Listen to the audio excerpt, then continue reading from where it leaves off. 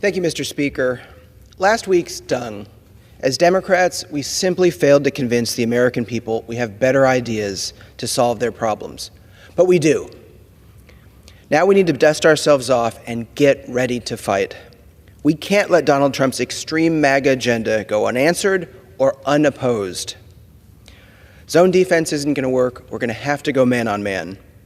So here's an idea for how to organize our opposition. We need to borrow from our British friends and appoint a shadow cabinet to fight back against the worst abuses of a second Trump administration. The special relationship between the United States and Britain extends not just to our strength on the global stage, but also to our shared commitment to democracy.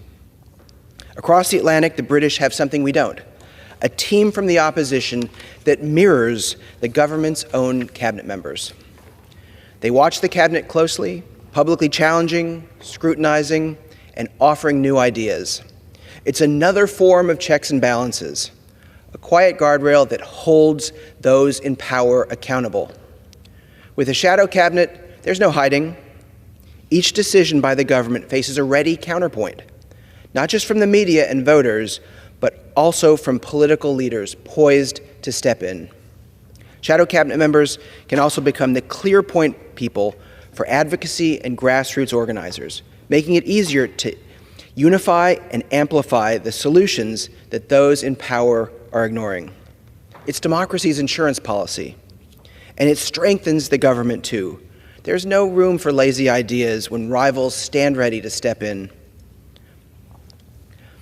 And it strengthens the government too.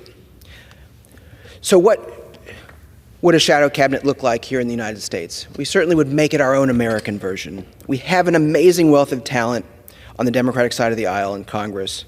People loyal to the Constitution and ready to be the watchdogs for an out-of-control Trump administration. Democratic leaders Hakeem Jeffrey in the House and Chuck Schumer in the Senate could appoint 26 members of Congress to go one-on-one with each member of Donald Trump's cabinet. If Trump attempts to weaponize the justice system against his political opponents with Matt Gaetz at the helm, we could see incoming Senator Adam Schiff as our shadow attorney general, arguing against replacing our independent prosecutors with Trump loyalists. If Trump seeks to eliminate the Department of Education, Congresswoman Johanna Hayes, a former Teacher of the Year, could step up as shadow education secretary to loudly defend public education in the United States. If Trump orders Marco Rubio to hand Ukraine and much of Eastern Europe to Russian President Vladimir Putin, Congressman Greg Meeks, as Shadow Secretary of State, could be a strong voice in support of maintaining international relationships and protecting democracy at home and abroad. Senator Michael Bennet as Shadow Treasury Secretary, and Congresswoman Susan DelBene as Shadow Commerce Secretary could help ensure the middle class and small businesses have a voice in government and call out Trump's proposed tax cuts for billionaires and corporations.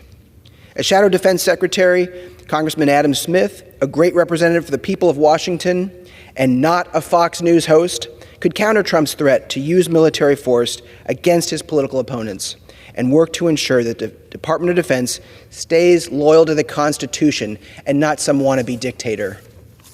And Senator Tammy Duckworth could argue against cuts to the Department of Veterans Affairs that would delay the benefits and care our service members have so rightly earned. If Trump hands over the EPA to big oil ally Lee Zeldin, we could see Congresswoman Kathy Castor pushing back for environmental protection and conservation to protect the air we breathe and the water we drink. And if Trump pushes to ban abortion nationwide, Congresswoman Rosa DeLauro could step in as Shadow Secretary of Health and Human Services to defend women's right to choose and argue against the gutting of Medicare by Trump and his cronies. Mr. Speaker, new times require new solutions. The shadow cabinet isn't just about opposing extreme MAGA attacks on our government. It's also about making clear what we stand for, not just what we're against. It's time to show, not just to say, what we believe in: justice, accountability, and democracy. Thank you, Mr. Speaker, and I yield back the balance of my time.